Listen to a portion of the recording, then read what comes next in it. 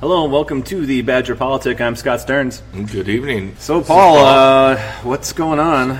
Well, anything new? This is one of those nights to, I think, drink big and talk big. I hate to say it. So our last podcast, a week ago, we were previewing what we thought the lame duck session was going to look like. Initially, we were thinking that it was going to be focused on taking away redistricting powers from the Governor-elect Tony Evers.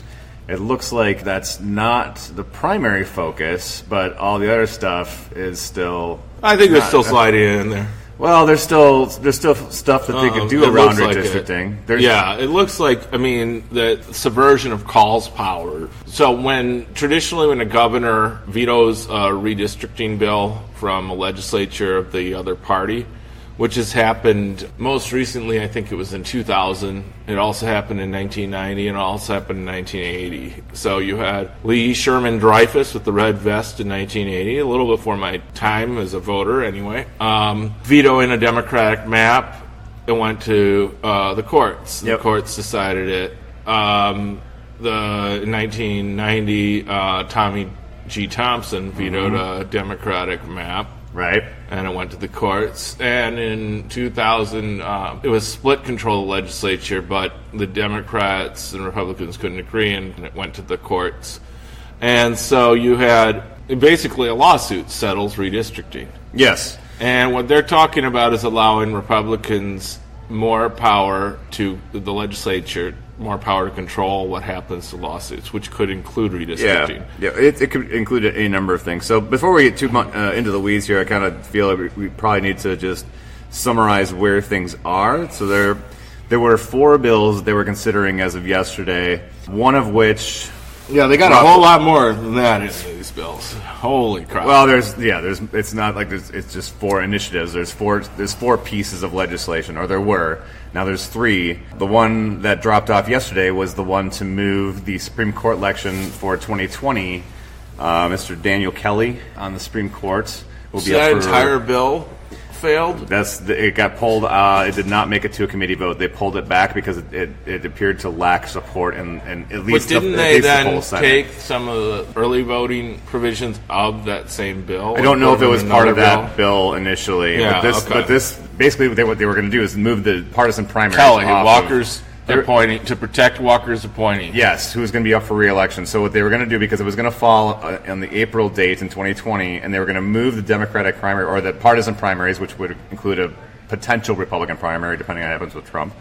So moving those to March, and then the April election would be solely focused pretty much on the Supreme Court race. Better chance because Democrats wouldn't be out in the same numbers. If there's a competitive primary, if Biden's running, Bernie's running, Hillary's running, who knows? And you get high turnout on the Democratic side. Voting, all the Democrats show up, but not enough Republicans show up, and they lose the election. Right. So I think it was to protect their buddy, they decided to move it. I think they dropped it because it appeared to lack the support in the full Senate. So they dropped the moving of it. So yes. It's not being moved. It is not up for discussion Which anymore. Could be a victory for the Democrats, except I would argue that there's close to a 50% chance that there will be an active Republican primary anyway. Well, you don't know. It's possible. It's possible. So never say never. I would not be surprised to see either Trump be challenged, or I would not at all be surprised for Trump to hang it up. Well, any number of things could happen over the next year and a half, right? I mean, there's a real chance you could have a Republican primary. Yeah, possibly, and then that changes the whole dynamic. I would say close to a 50-50 shot when you add in all the different possibilities. But the bottom line is I think the county clerks deserve a lot of credit because they pushed back They pushed back big. It was like 60-some out of 72 went on record opposed this thing. They put a lot of pressure on, and I think there were probably at least a couple state senators that got cold feet. And the primary will be on the same date. Yes, in April of 2020. Yes. So in about 16 months from now. So I consider that a victory, yes. at least for now. It may not. It doesn't necessarily ensure we'll win. Because of course those factors I just any number of things could happen. I mean, bottom line is, the Democrats have an election for Supreme Court next year. Shirley Abrahamson's seat is up, and if the Democrats can hold that seat, then it continues to be a 4-3 conservative majority. Right. Now, and then if they can take the seat in 2020, they No, could potentially flip the Supreme Court. Right, which could then bring into question all the rest of their legislation. Well, yeah, that's exactly. shaky, and a lot of it is really shaky. You want to talk Sure. about environmental laws and Josh Kaul's, Right.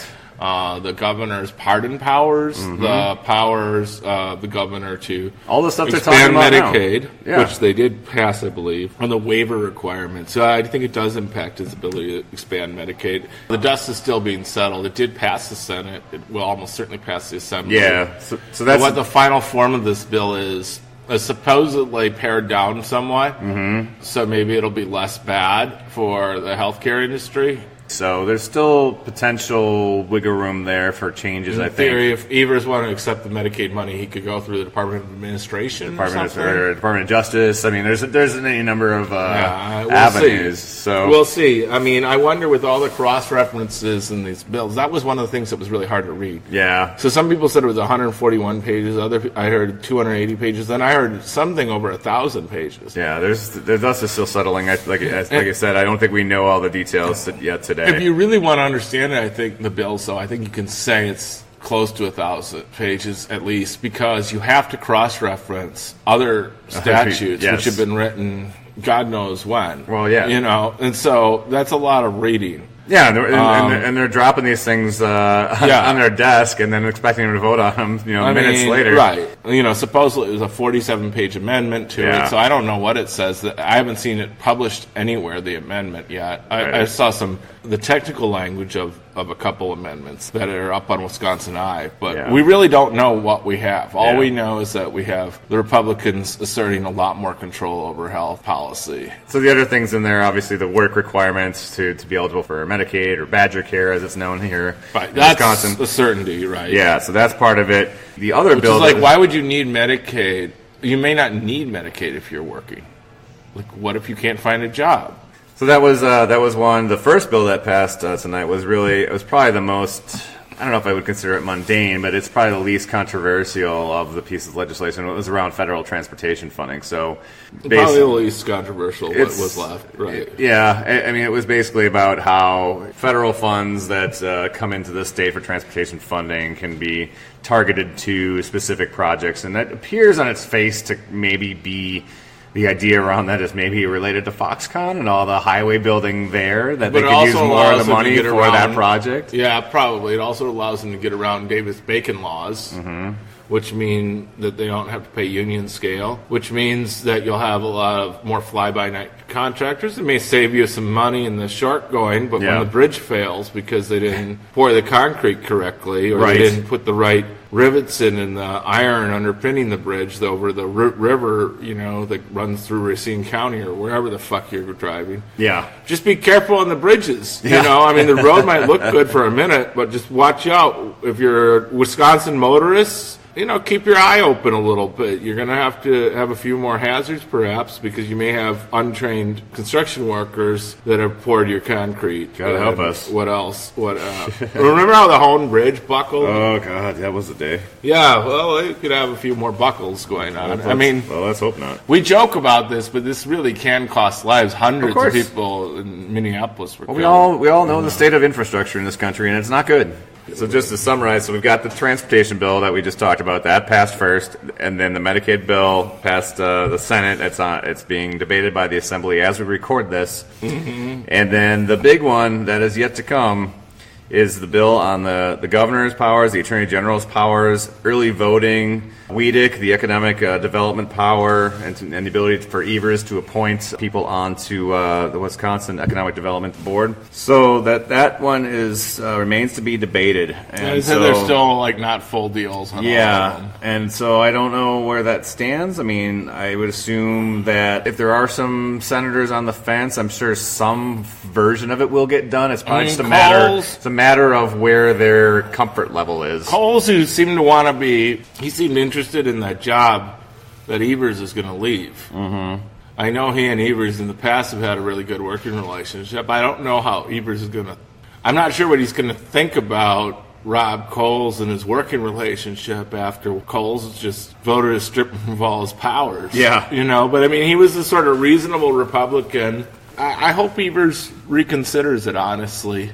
So that would be one of them, and then the other ones, I mean, Luther Olson says he's got principles. I have yet to see those. I mean, those are the two to watch, right? Coles and Olson at this point. And then Dan Fahan, who's running in the Jessica King seat, and I've seen some contrasting data, but since they did this gerrymander, I say to the Jess King seat, that was the last Democrat to hold it. Mm-hmm. Jess King in 2012, which is the presidential year, a pretty good year for Democrats, but we just had another good year for Democrats in Wisconsin.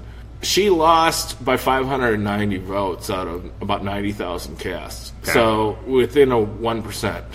She was within 1%. It's a swing district. We'll see. I mean, it's going to be a late night, obviously, for the legislature. They're talking about, it sounds like from the reporting I'm reading that it's probably going to bleed into tomorrow because there's just too many big things left. The other thing we didn't mention was the pre-existing conditions. Which in their bill is a sham, by the way. Yeah. Because it doesn't protect you against lifetime limits or annual limits. Mm-hmm. Now that will sock you right in the gut. Yeah. The Affordable Care Act works for protecting people with pre-existing conditions, but the only reason that's effective is because you can't have annual or lifetime limits. Yeah. So if you get cancer or anything that's really a serious issue that requires a large expenditure, what insurance companies can offer you a policy that looks good on paper at first, but then it has a lifetime limit. Yeah. In essence, that's throwing you off insurance for having a pre-existing condition anyway. Yeah. Because you won't be able to afford the coverage. Well, they'll cover you up to not what you need. So it looks like, this stuff is going to pass on some level. Do we think that there's any chance? I think if you look at the stuff that's yet to be decided, you're talking about the governor's powers, the attorney general's powers, which is really centered around primarily being able to pull out of the lawsuit against the Affordable Care Act. That's the big ticket item there. Early voting is obviously big. They want to limit early voting to 2 weeks prior to the election. I think we had 2 months of early voting in Milwaukee. 47 days. So the better part of 2 months of voting this past time, and it was available on the weekends in multiple locations. There's the pre-existing conditions coverage.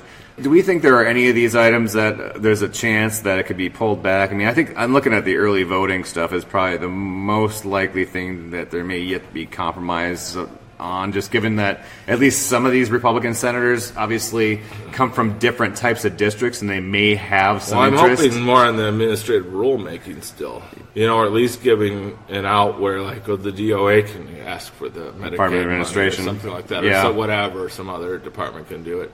I just don't know. I think the question we have to ask ourselves is, what are we willing to do? So there's people protesting. Yeah, you were in Madison today. Yeah, I didn't think the protest was as big as I wished it were, but I think we've had conflicting views about the effectiveness of that. We had a really good in-district event in Leah Vukmer's district last night. I saw you were able to attend it. Yeah. And it felt like a Senate hearing. Yeah. You could not get into that room. It was overflow room.